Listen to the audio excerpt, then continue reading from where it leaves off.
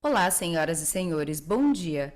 Sejam bem-vindos à videoconferência de resultados da Sequoia Logística referente aos resultados do terceiro trimestre de 2024. Estão presentes hoje conosco o senhor Armando Marquesan, CEO, o senhor Leopoldo Bruggen, CFO e diretor de Relações com Investidores, além do senhor Alexandre Rodrigues e do senhor Diego Ressurreição. Informamos que a apresentação está sendo gravada e traduzida simultaneamente. A tradução está disponível clicando no botão Interpretation. Para aqueles ouvindo a videoconferência em inglês, há a opção de silenciar o áudio original em português, clicando em Mute Original Audio. Durante a apresentação da companhia, todos os participantes estarão com o microfone desabilitado. Em seguida, daremos início à sessão de perguntas e respostas. Para fazer perguntas, clique no ícone Q&A e digite seu nome, companhia e a sua pergunta. Esclarecemos que eventuais declarações que possam ser feitas durante esta teleconferência, relativas às perspectivas de negócios da Sequoia, metas operacionais e financeiras, constituem-se em projeções da diretoria da companhia que podem ou não ocorrer. Investidores devem compreender que fatores políticos, macroeconômicos e outros fatores operacionais podem afetar o futuro da companhia e conduzir a resultados que diferem materialmente daqueles expressos em tais considerações futuras. Para abrir a videoconferência de resultados do terceiro trimestre de 2024, passo a palavra para o senhor Armando Marquesan.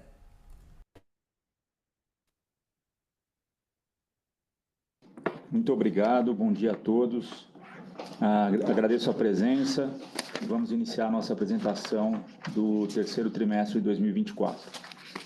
Como podem observar no slide de destaques do trimestre, no quarto slide, fizemos importantes avanços na reestruturação da empresa, os quais o Leopoldo, a quem chamamos de Léo, o Léo vai apresentar detalhadamente mais adiante. Finalizamos em outubro uma mediação global com os credores não financeiros, sendo a maioria ex-fornecedores da Sequoia e da transportadora americana. Essa mediação não envolveu credores do Grupo Move3, nem trabalhistas, nem bancos ou debenturistas. Trata-se de um importante passo para a estabilização financeira da empresa e estamos confiantes com seu sucesso.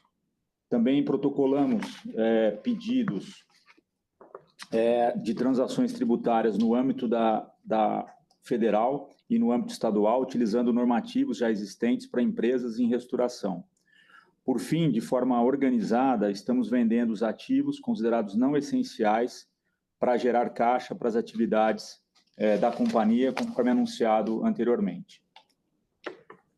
Abrindo a apresentação na reestruturação, no próximo slide, gostaria de resumir os principais esforços antes de passar a palavra para o Léo. Dentro do acordo global com os bancos e debenturistas, obtivemos sucesso na reestruturação, eu consegui colocar 77% das dívidas em instrumentos conversíveis mandatórios em ações e alongar outros 23% com início de pagamento de juros em 2027 e principal em 2029. Junto com a reestruturação, captamos novos recursos para a aquisição do Grupo Move3, no qual fizemos a fusão operacional e comercial, e para capital de giro da companhia.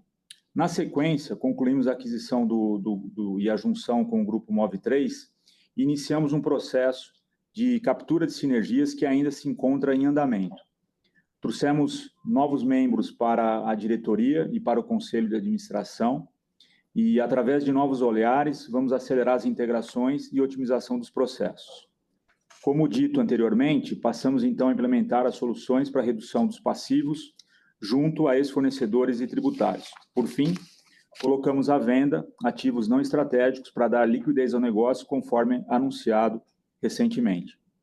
Após todos os esforços destacados acima, temos como meta iniciar 2025 com os passivos sob controle e com geração positiva de EBITDA.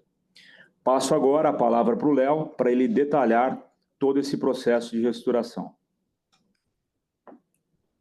Obrigado, Armando, e bem-vindo a todos que acompanham essa conferência. Trazendo os esforços para números, estamos falando em um potencial de redução de 1,1 bilhão de reais em passivos, não incluindo nesse valor a redução econômica que existe na repactuação de passivos para 5 anos, com juros e indexadores abaixo do custo de capital. A redução das dívidas com os credores financeiros representa 582 milhões, sendo outros 172 milhões alongados. Dentro da mediação com os credores não financeiros, esperamos uma redução de outros 152 milhões, sendo 110 milhões conversíveis em ações e 42 milhões em descontos previstos no plano. 124 milhões serão pagos em 60 meses a partir do início de 2030, indexados ao IPCA. Para o nosso pedido na PGFN, estimamos uma redução de juros e multa em torno de 199 milhões, além do uso de prejuízos fiscais em 180 milhões, resultando assim em uma redução de 379 milhões nesses passivos tributários. O prazo de pagamento é previsto entre 60 e 120 meses, sendo comum ficar limitado a 84 meses quando não são ofertadas garantias aceitas pela PGFN. Já na PGE de São Paulo, estamos pedindo descontos e parcelamentos em até 120 meses, existindo uma redução em potencial de 22 milhões. Com tudo isso, reduziremos em 73% os passivos que existiam na companhia há um ano. Vou agora elucidar cada etapa da reestruturação.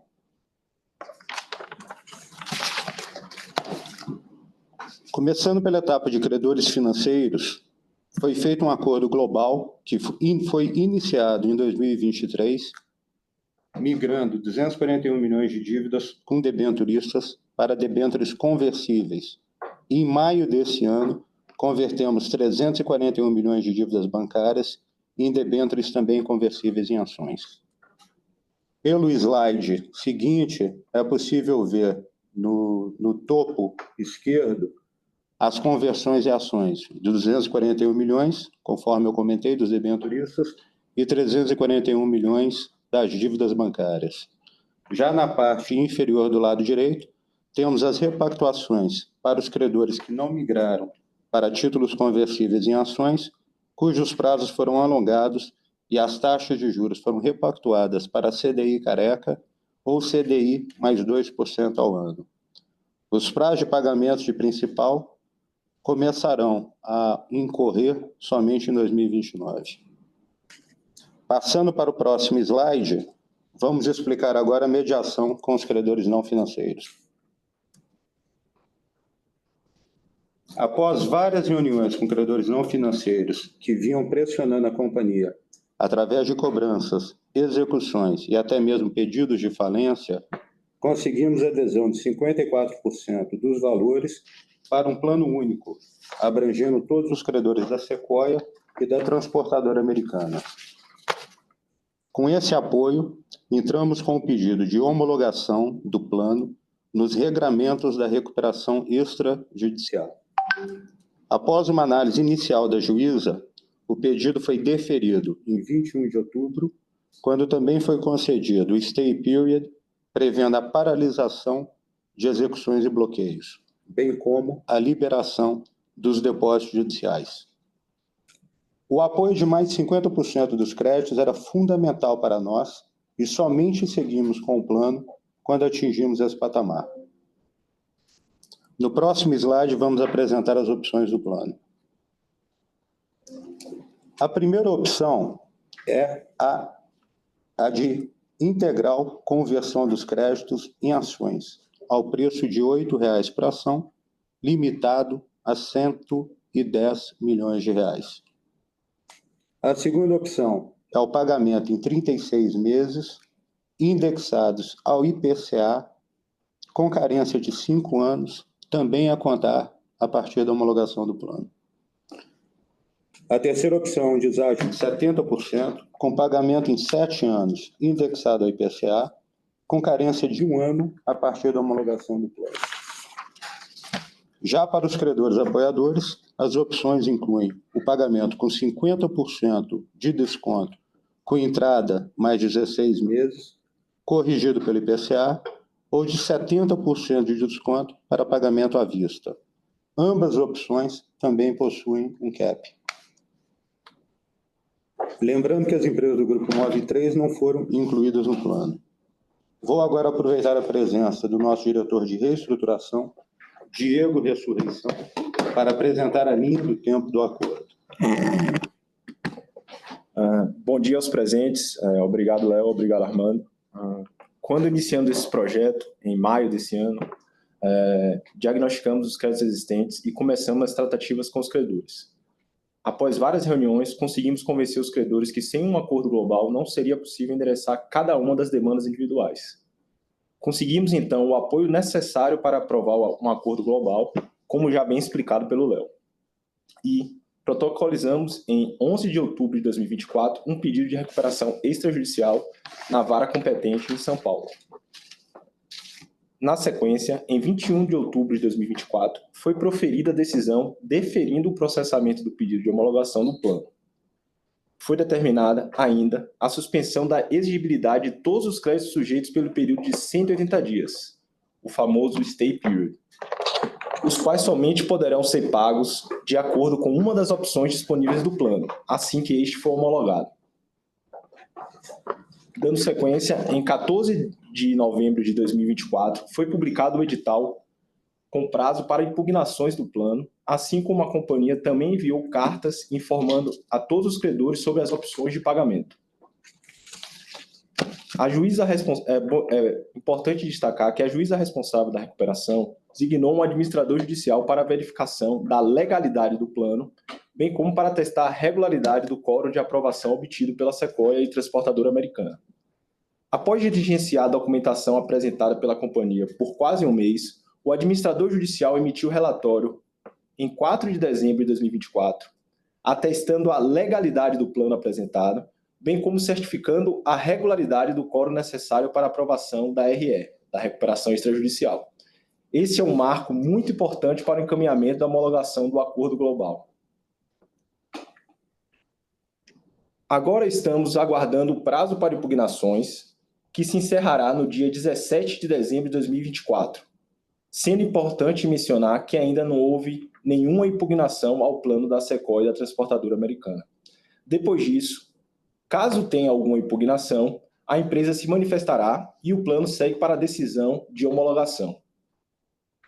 Em termos de estimativa, estamos trabalhando com uma possível homologação do plano no primeiro trimestre de 2025, em virtude do recesso do Poder Judiciário, que se dará entre 20 de dezembro de 2024 e 20 de janeiro de 2025. Com isso, devolvo a palavra ao Léo. Obrigado, Diego. Passando agora para a reestruturação tributária. Em maio desse ano, as tratativas com a PGFN resultaram em uma proposta de transação com desconto de juros e multa e a utilização de prejuízos fiscais.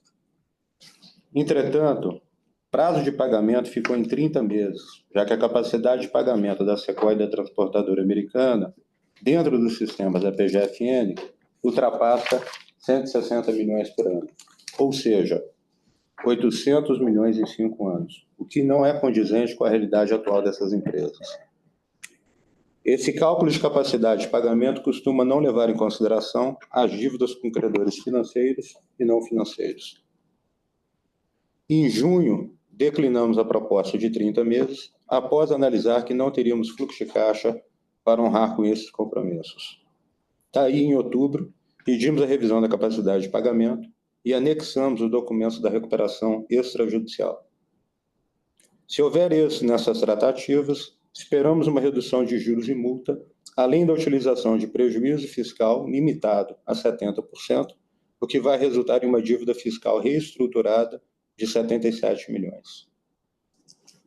Passando agora ao próximo slide, estamos solicitando à Procuradoria-Geral Estadual de São Paulo os benefícios de redução de juros e multas dos débitos de ICMS, além da amortização em 120 meses. Caso consigamos demonstrar que os débitos são de difícil recuperação no patamar atual, de 40 milhões, esperamos reduzir para 18 milhões e parcelar em 120 vezes. Agora que expusemos os esforços e a reestruturação sendo executada, vamos repassar os resultados do trimestre e do período fim de 30 de setembro de 2024.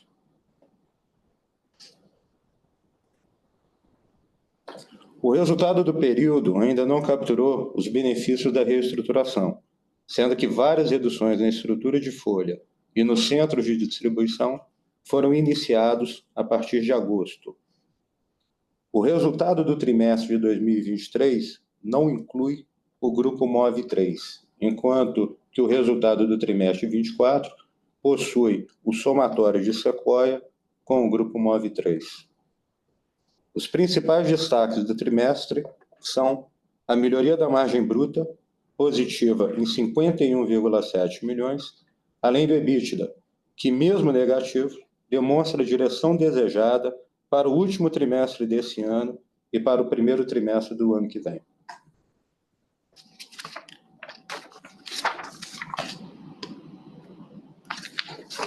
No acumulado de 9 meses, podemos perceber a mesma melhoria de performance, tanto na margem bruta quanto no EBITDA.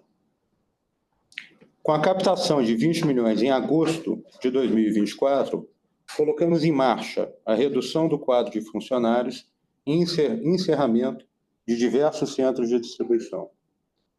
Muitas dessas localidades operavam negócios de logística indoor para clientes empresariais, sendo que várias vinham apresentando esse ano ociosidade e margens apertadas em relação ao capital empregado. Com essas reduções, esperamos uma economia mensal de 6,9 milhões de reais por mês a partir de setembro, o que significa que pouco foi capturado até o terceiro trimestre de 2024. Alguns ajustes não recorrentes estão explicados no release de resultados, mas os principais são a necessidade de aumentar o valor dos credores não financeiros dentro do plano de recuperação extrajudicial e a baixa do ágio da transportadora americana, uma vez essa empresa ter ingressado na RE.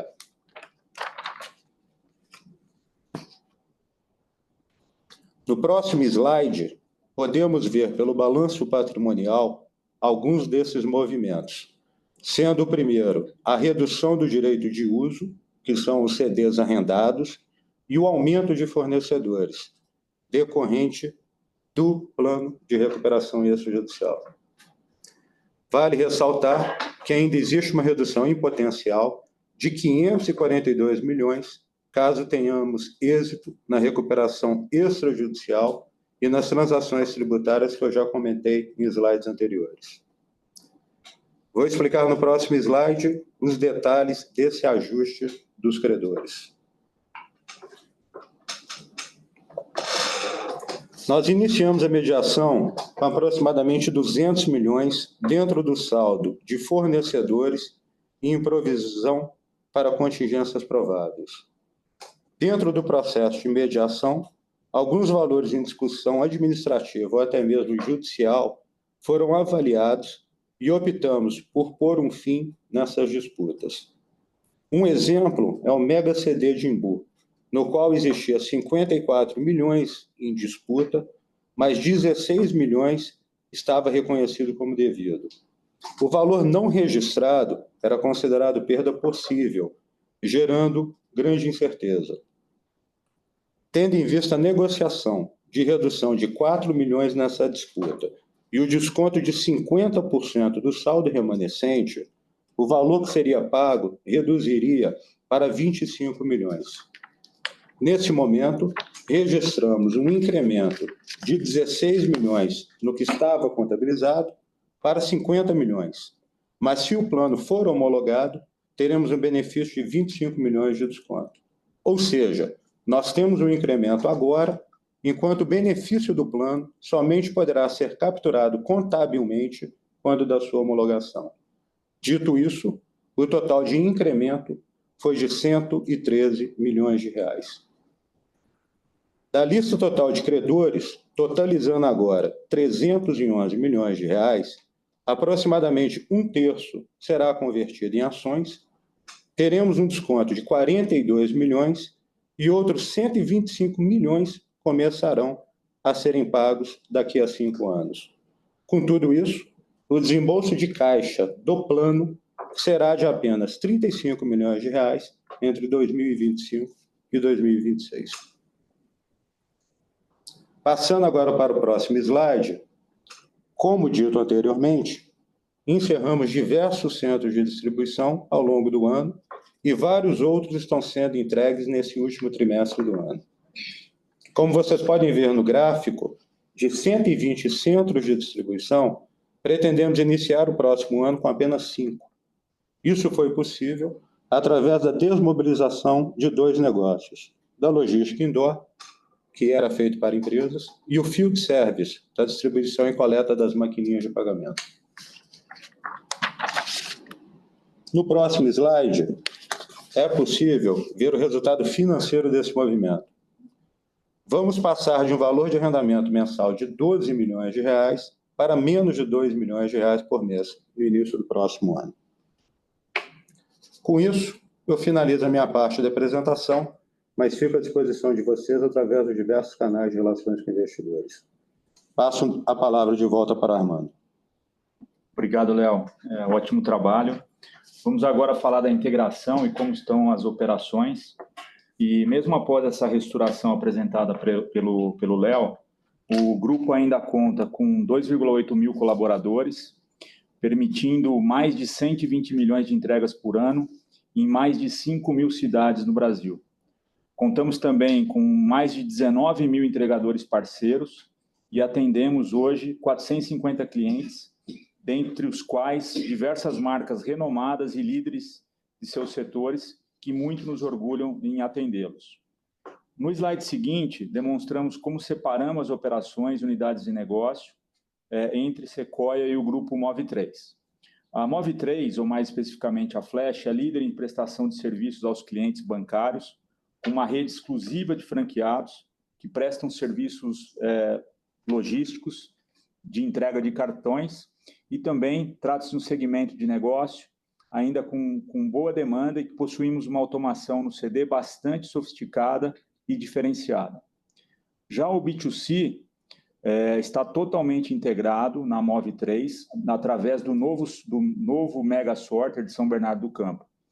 Esse sorter é um dos maiores projetos da América Latina, podendo roteirizar mais de 34 mil pacotes por hora, ou seja, perto de 1 milhão por dia, e com mais de 300 saídas, o que permite uma roteirização bastante eficiente.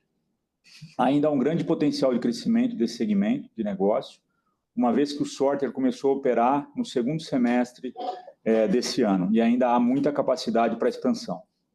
As operações dedicadas possuem certa concentração na Sequoia, através do nosso modelo de contratação de agregados e tecnologias já existentes, temos conseguido manter bons resultados e operações eficientes com clientes de renome, como, por exemplo, a Shein e Mercado Livre. O segmento Expresso utiliza da inteligência logística para fazer as entregas rápidas e seguras de produtos de alto valor agregado, como smartphones, relógios, computadores, entre outros. E essa tecnologia integra carros fortes, transporte rodoviário, transporte aéreo e last mile. Por fim, no início de 2025, ao completar praticamente 14 anos à frente da Sequoia, desde a sua fundação, decidi, em conjunto com o Conselho de Administração da companhia, passar para o Conselho de Administração e continuar apoiando a empresa via interações estratégicas e através do Comitê Comercial de Operações. Como já anunciado recentemente, estamos num processo de transição e integração com o novo CEO, o senhor Alexandre Rodrigues, que já está atuando interinamente na posição e passa a ocupar o cargo de forma definitiva em 1º de fevereiro do próximo ano. Deixo aqui um espaço para o Alexandre se apresentar e comentar sobre a sua integração. Por favor, Ale. Obrigado, Armando. Obrigado, Léo. Bom dia a todos. Um prazer estar aqui. Eu gostaria de reforçar que estou muito entusiasmado com o desafio que me foi dado. Chego ao grupo em encontro um excelente plano de trabalho elaborado e ainda nessa fase de transição com o Armando, trabalhando bastante para materializar o plano, colocando foco em disciplina e austeridade financeira, crescimento com rentabilidade e, principalmente, uma busca incansável pela excelência operacional. Contem comigo. Obrigado, Armando. Obrigado, Alê. Seja bem-vindo mais uma vez. E, dessa forma, damos encerramento aqui à apresentação do terceiro trimestre e agora ficamos à disposição para eventuais perguntas. Muito obrigado a todos. Bom dia. Obrigado. Iniciaremos agora a sessão de perguntas e respostas. Lembrando que para fazer perguntas, basta clicar no ícone Q&A, digitar seu nome, companhia e a sua pergunta para que nossa operadora realize a leitura. Peço, por favor, que aguardem enquanto coletamos perguntas.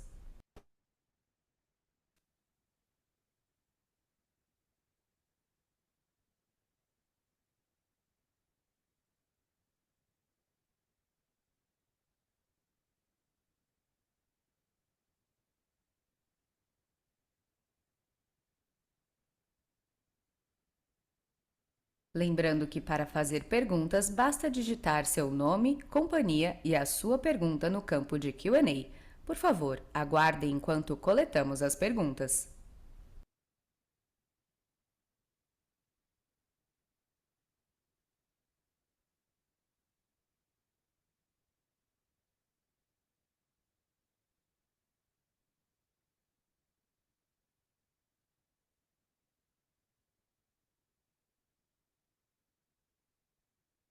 Lembrando novamente que para realizar perguntas, basta digitar seu nome, sua companhia e a sua pergunta no campo de Q&A. Por favor, aguardem enquanto coletamos as perguntas.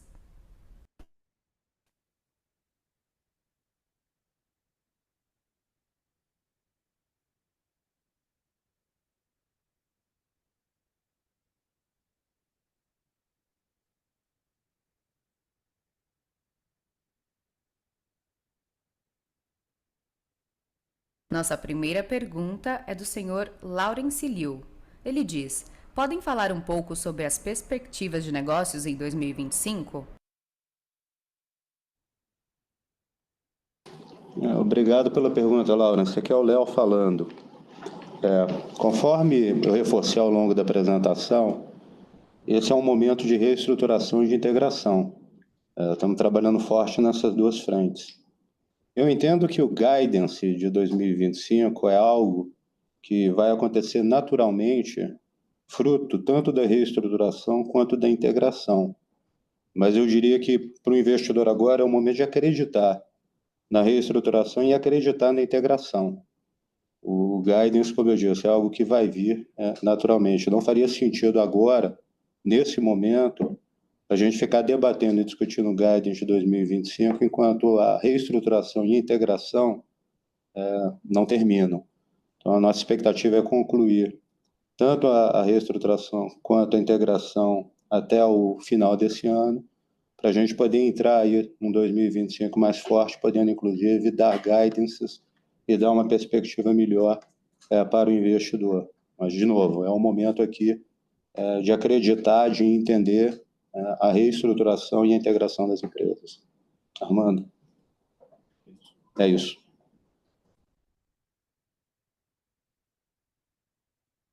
Lembrando que para realizar perguntas, basta digitar seu nome, companhia e a sua pergunta no campo de Q&A. Por favor, aguardem enquanto coletamos as perguntas.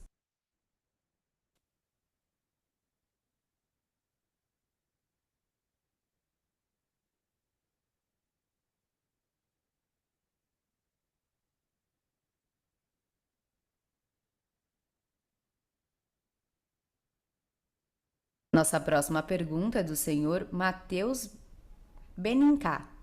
A companhia comunicou ao mercado sobre o adiamento das demonstrações, o que vem causando esse atraso constante? Como a companhia vem tratando a revisão mensal dos números, uma vez que há um grande atraso na revisão ou preparação das demonstrações?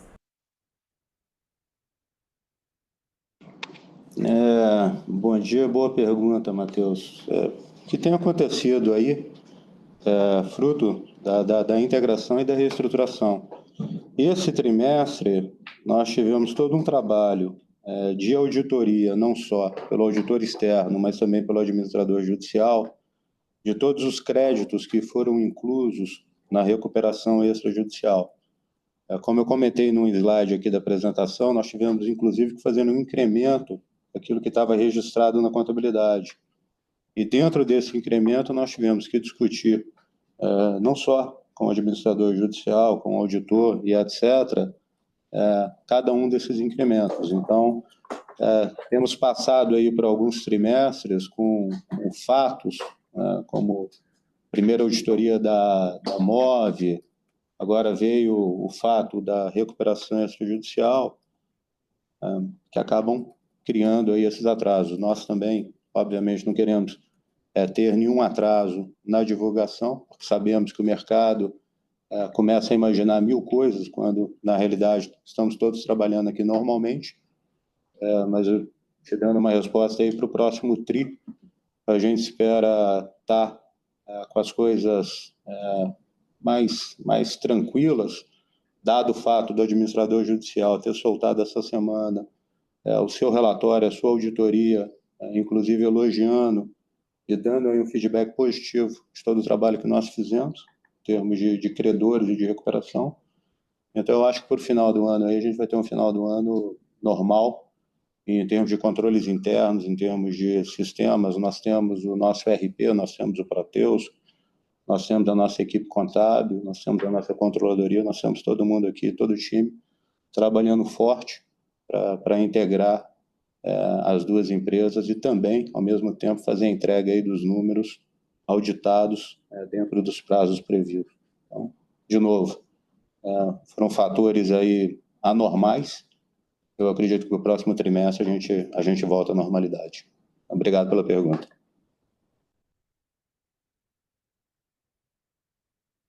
Lembrando que para fazer perguntas basta digitar seu nome, companhia e a sua pergunta no campo de Q&A. Por favor, aguardem enquanto coletamos as perguntas.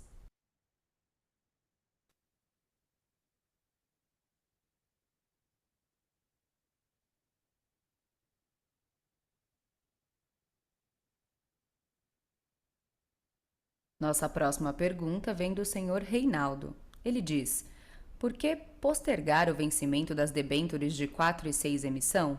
Não seriam trocadas por ações? Foi só para evitar uma diluição nesse momento? Ou envolvem custos financeiros? E os 720 milhões pré-grupamento de ações envolvidas na fusão com a MOVE?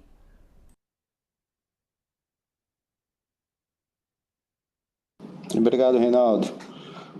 O que aconteceu é que na recuperação extrajudicial, nós temos covenants de vencimento antecipado.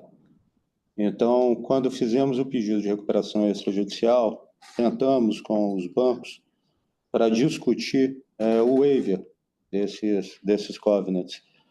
E os bancos e debenturistas, até mesmo pela perspectiva que eles têm em relação ao preço da ação versus o preço atual, pediram para prorrogar o vencimento para 2025 e não obrigatoriamente converter em 2024. Então, nós aceitamos a postergação da conversão em troca dos waivers e também, dado o momento do preço da ação, nós já achamos positivo o fato de não estarmos convertendo obrigatoriamente debênture em ações agora, sendo que essas ações poderiam vir ao mercado e afetar ainda mais o preço do papel. Então, foi uma troca, o waiver versus o alongamento. A sua outra pergunta em relação às ações da família Giuliani. A família Giuliani, ela vai receber as ações através de uma incorporação de uma empresa pela Sequoia. Esse trabalho envolve um certo planejamento tributário. Você tem em incorporações figuras de ágio, você tem incorporações figuras de mais-valia. Pretendemos avançar nisso agora no quarto TRI e em breve, eu acredito até o final do ano, nós teremos emissão dessas ações para a família, tendo a família aí o direito de 42,5% do total de ações fully diluted. Então, a gente deve avançar com isso no próximo tri. Ok? Obrigado pela pergunta. Lembrando que para fazer perguntas, basta digitar seu nome, companhia e a sua pergunta no campo de Q&A. Por favor, aguarde enquanto coletamos as perguntas.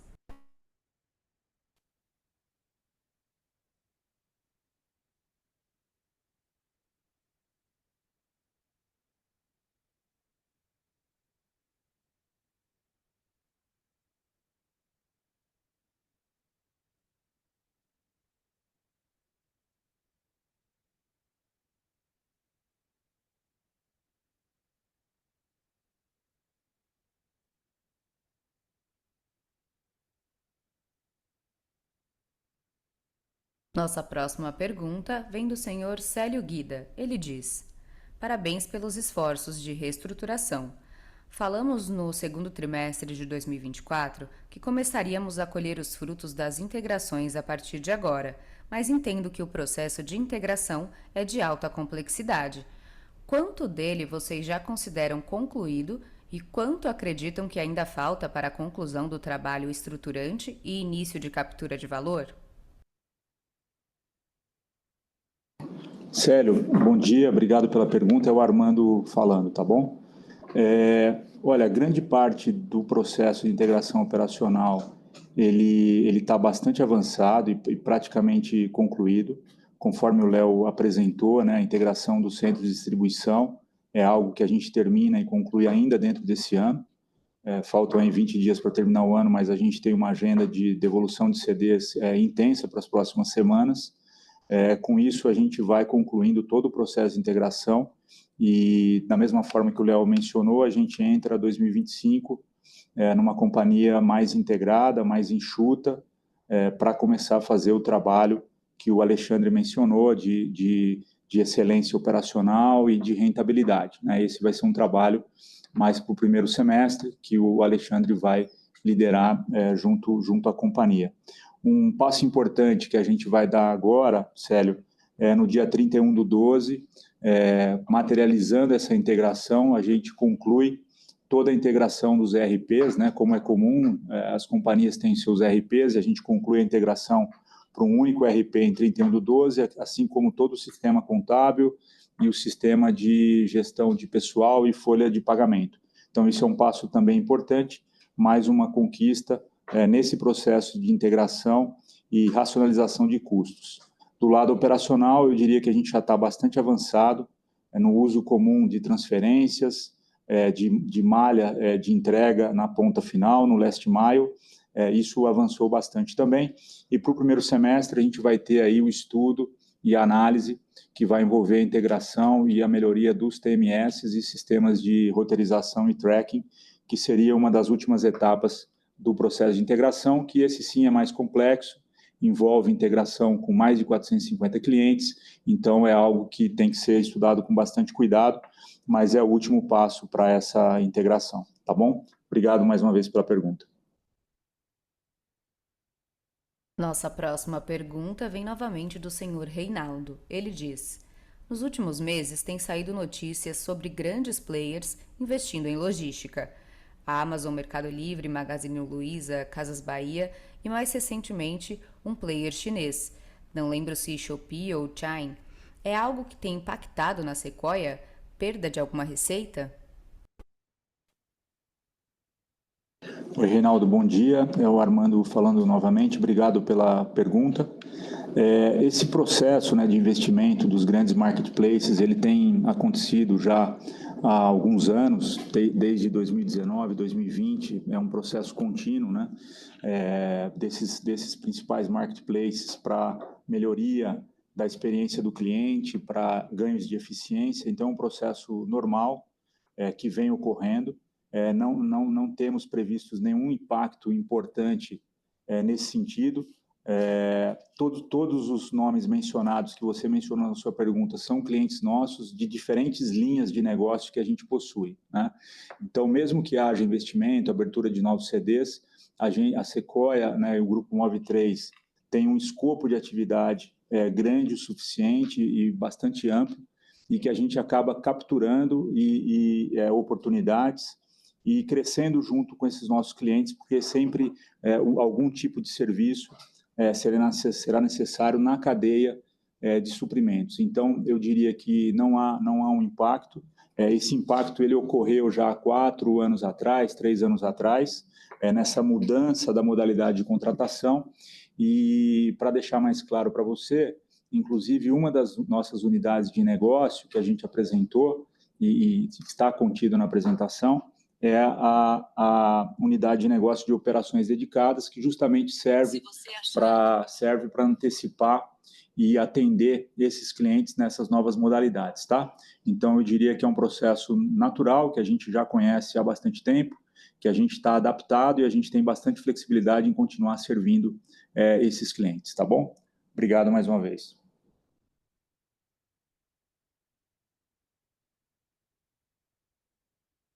Lembrando que para fazer perguntas, basta digitar seu nome, companhia e a sua pergunta no campo de Q&A. Por favor, aguardem.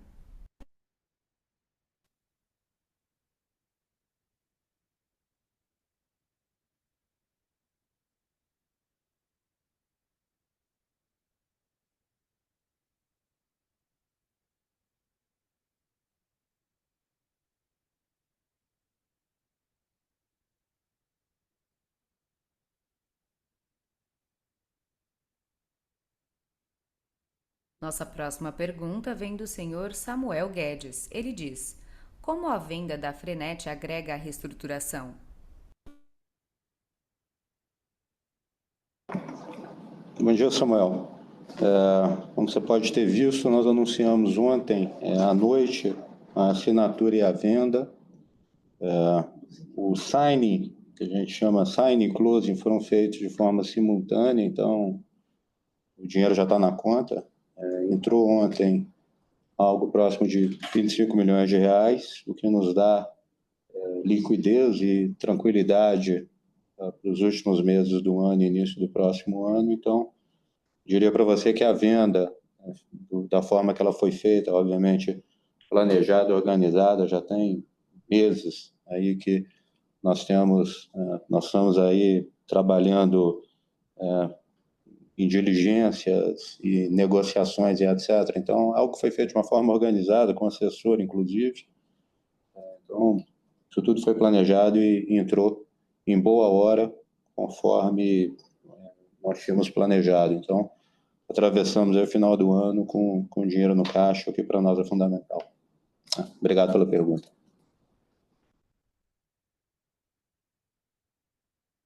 Lembrando que para fazer perguntas, basta digitar seu nome, companhia e a sua pergunta no campo de Q&A. Por favor, aguardem enquanto coletamos as perguntas.